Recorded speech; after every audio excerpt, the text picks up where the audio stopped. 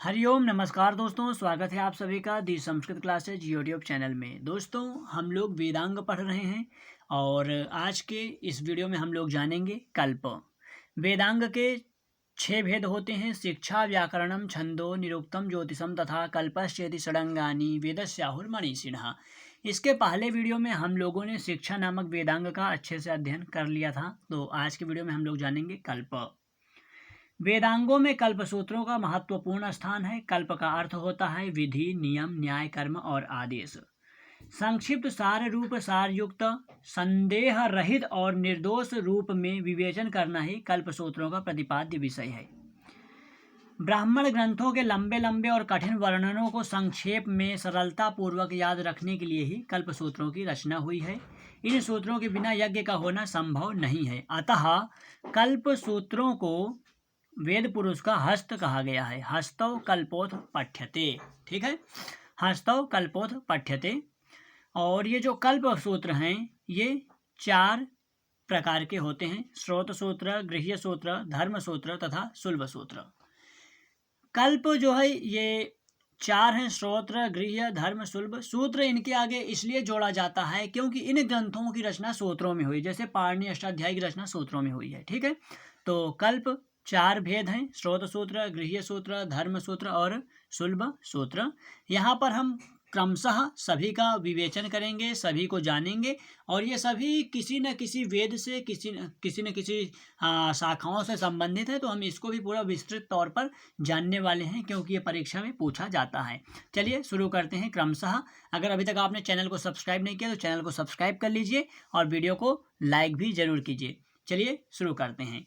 स्रोत सूत्र। सबसे पहले स्रोत सूत्र को जान लेते हैं। तो मित्रों, स्रोत सूत्रों का मुख्य प्रतिपाद्य विषय श्रुति प्रतिपादित महत्वपूर्ण यज्ञों जैसे 10 पौर्णमास, सोमयाग, वाजपेय याग, राजसूय, अश्वमेध, पुरुषमेध इत्यादि का क्रमबद्ध वर्णन है, ठीक है। और कुछ प्रमुख संहिताओं से संबंधित स्रोत सूत्र हैं तो उनको जान लेते हैं।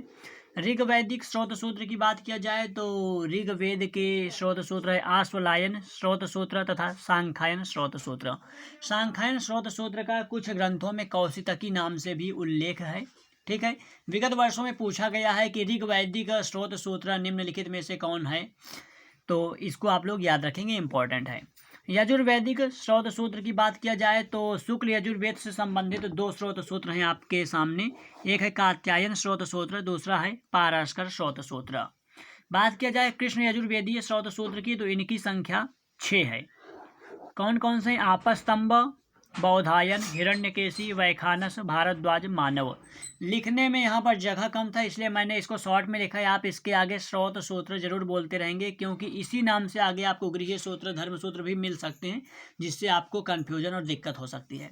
तो आपस्तंभ स्रोत सूत्र, बौधायन स्रोत सूत्र, हिरण्यकेशी स्रोत सूत्र, वैखानस स्रोत सूत्र, भारद्वाज स्रोत सूत्र, मानव स्रोत सूत्र, ठीक है। तो ये हो गए आपके कृष्ण यजुर्वेदीय स्रोत सूत्र। थर्ड वेद है आपका सामवेद। सामवेद से संबंधित भी कुछ प्रमुख स्रोत सूत्र हैं जैसे आपके सामने हैं लाट्यायन स्रोत सूत्र, राह्यायन स्रोत सूत्र, मशक, आर्षेय, खादिर तथा जैमिनीय। ओके, इनकी भी संख्या कितनी है? 6 है। सामवेदीय स्रोत सूत्रों की संख्या कितनी है? 1 2 3 4 5 6। इसको भी याद रखेंगे, कई बार पूछा जा सकता है कि सामवेदीय स्रोत सूत्राणाम संख्या अस्ति। और कृष्ण यजुर्वेदीय स्रोत सूत्र भी आपके 6 हैं। शुक्ल यजुर्वेदी स्रोत सूत्र 2 हैं, ठीक है। तो ये हो गए सामवेदी। अथर्ववेदीय स्रोत सूत्र की बात किया जाए तो अथर्ववेद पर एकमात्र स्रोत सूत्र उपलब्ध है जिसका नाम है वैतान स्रोत सूत्र, ठीक है। तो ये था स्रोत सूत्र से संबंधित कुछ सामान्य इंफॉर्मेशन, जानकारी जो विगत वर्षों में पूछा गया है, आगे भी पूछा जा सकता है। अब हम लोग जान लेते हैं सेकेंड जो आपका कल्प है, सेकेंड मतलब सेकेंड वेदांग का सेकेंड भेद जो गृह्य सूत्र है उसको जान लेते हैं। तो सबसे पहले तो मैं आपको ये बता दूं गृह्य सूत्र कहते किसे हैं। तो गृह संबंधी यज्ञों एवं उत्सवों आदि से संबंधित विविध विधियों का विधिवत वर्णन जिसमें होता है उसको गृहसूत्र कहते हैं। और ये गृहसूत्र में गर्भाधान से लेकर मृत्यु पर्यंत सभी क्रियाकलापों, संस्कारों, उत्सवों, यज्ञ इत्यादि का वर्णन होता है। 16 संस्कारों का वर्णन, विवाह का वर्णन, यज्ञोपवीत संस्कार का विशेष रूप से वर्णन किया गया है इसमें, ठीक है। साथ ही इसमें जो 5 महायज्ञ होते हैं, देव यज्ञ, भूत यज्ञ, पितृयज्ञ, मनुष्य यज्ञ, अतिथि यज्ञ का भी वर्णन यहाँ पर विस्तार से किया गया है।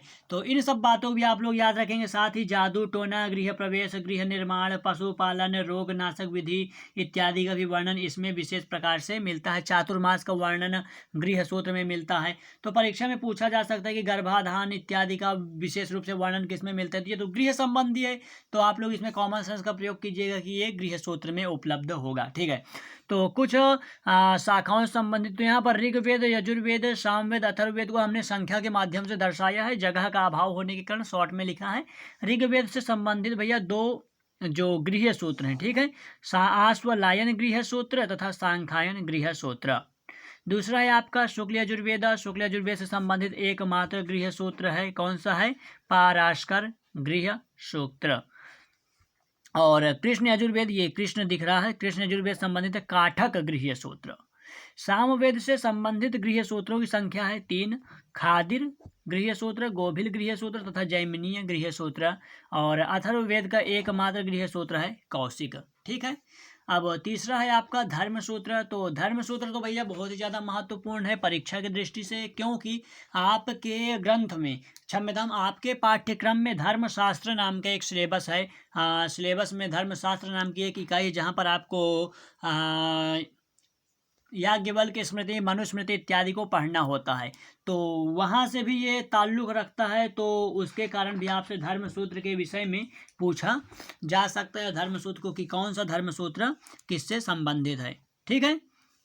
धर्मसूत्र में क्या होता है कि इसमें प्राचीन भारतीय गृहस्थ के दैनिक आचार, शास्त्र इत्यादि का निरूपण किया गया है। वैवाहिक सीमाएं, खान पान, छुआछूत संबंधित बातों पर प्रकाश डाला गया है। राजा और प्रजा के कर्तव्यों का भी वर्णन इसमें किया गया है। जैसा कि आप लोग मनुस्मृति इत्यादि में देखते हैं कि 4 वर्णों इत्यादि को, और राजा के द्वारा क्या कर्तव्य है, क्या कर्तव्य नहीं इत्यादि का वर्णन वहाँ पर दिखता है। तो कुछ प्रमुख धर्मसूत्र हैं आपके सामने। ऋग्वेदीय धर्मसूत्र 2 हैं, एक है वशिष्ठ, दूसरा है विष्णु, दोनों वावा हैं। तो वशिष्ठ विष्णु धर्मसूत्र ये हैं ऋग्वैदिक, ठीक है, ऋग्वैदिक है। हमने एक के माध्यम से दर्शाया क्योंकि सबसे पहला वेद ऋग्वेद है। ऋग्वैदिक धर्मसूत्रों की संख्या कितनी है, 2 है, वशिष्ठ धर्मसूत्र तथा विष्णु धर्मसूत्र। शुक्ल यजुर्वेदीय धर्मसूत्रों की संख्या भी 2 है, हारित धर्मसूत्र तथा शंख धर्मसूत्र। कृष्ण यजुर्वेदीय धर्मसूत्रों की संख्या भैया 4 है, बौधायन धर्मसूत्र, आपस्तंभ धर्मसूत्र, मानव धर्मसूत्र, ठीक है, 3 ही है, बौधायन, आपस्तंभ, मानव धर्मसूत्र। और सामवेद का एकमात्र धर्मसूत्र है गौतम धर्मसूत्र। और अथर्ववेद का धर्मसूत्र उपलब्ध नहीं है। तो ये भी पूछा जा सकता है, कस्य वेदस्य धर्मसूत्र उपलब्धो न उपलब्धोस्ति, ठीक है। तो इस प्रकार से भी प्रश्न पूछा जा सकता है। और चौथा है आपका सुलभ सूत्र, ठीक है, चौथा क्या है, सुलभ सूत्र है। सुलभ सूत्र जो है ये भी कल्प का एक भेद है। जैसे कि अभी हम लोगों ने पढ़ा कि कल्प के 4 भेद होते हैं। तो श्रौत सूत्र, गृह सूत्र, धर्म सूत्र, सुलभ सूत्र। सुलभ सूत्र है, इसमें यज्ञ वेदी निर्माण संबंधित नाप, वेदी के निर्माण आदि नियमों का वर्णन है, सुलभ सूत्रों में ही पाया जाता है। सुलभ का देखिए अर्थ जो होता है ना, ये जो सुलभ है, सुलभ का अर्थ ही होता है रस्सी, ठीक है। सुलभ का क्या अर्थ होता है, रस्सी, अर्थात रज्जु के द्वारा मापी गई वेदी की रचना सुलभ सूत्र में प्रतिपाद्य है। तो सुलभ सूत्र का विषय क्या है, ये वेदी इत्यादि। भारतीय रेखा गणितीय ऐतिहासिक जानकारी की दृष्टि से ये अत्यंत उपादेय ग्रंथ है। ये सुलभ सूत्र केवल यजुर्वेद पर ही प्राप्त होते हैं, ठीक है। सुलभ सूत्र देखिए जो है वो केवल यजुर्वेद पर प्राप्त होता है। और भारतीय जो रेखा गणित का जनक कहा जाता है वो सुलभ सूत्र को कहा जाता है। तो केवल यजुर्वेदे एव उपलब्धोस्ति कल्प सह अस्ति सुलभ सूत्र। तो सुलभ सूत्र केवल यजुर्वेद पर उपलब्ध है और इसमें वेदी निर्माण इत्यादि का और भारतीय रेखा गणित का जनक है ये। तो शुक्ल यजुर्वेद पर, शुक्ल नहीं, दोनों ही यजुर्वेदों पर है। शुक्ल यजुर्वेद पर उपलब्ध है कात्यायन सुलभ सूत्र, और कृष्ण यजुर्वेद पर 6 जो हैं शुल्बसूत्र उपलब्ध हैं। बौधायन, आपस्तंभ, मानव, मैत्रायणीय, वाराह एवं वधूल। तो मित्रों ये एक बहुत ही महत्वपूर्ण इन्फॉर्मेशन थी। बहुत रिसर्च के बाद इसको हम लोग एक नोट्स तैयार करते हैं और फिर वीडियो के माध्यम से आप तक लेके आते हैं। तो हमारा प्रयास आपको अच्छा लगा तो वीडियो को लाइक ज़रूर कीजिए। ऐसे वीडियोज़ के लिए दी संस्कृत क्लासेज यूट्यूब चैनल को सब्सक्राइब कर लीजिए। और आप लोग या तो वीडियो को पॉज करके इसको नोट्स बनाइए, अन्यथा आप लोग वीडियो को डाउनलोड कर लीजिए, ताकि आप लोग इसको 2 4 10 बार पढ़ेंगे तो आप इसको एकदम दिमाग में बैठ जाएगा, जिससे आपको भूलेंगे नहीं, तो आप लोग परीक्षा में इसका पूरा लाभ उठा पाएंगे। तो आई होप कि वीडियो आपको पसंद आया होगा। लाइक कीजिए, सब्सक्राइब कीजिए। मिलते हैं अगले वीडियो में। नमस्कार, टेक केयर, जय हिंद, थैंक्स फॉर वॉचिंग।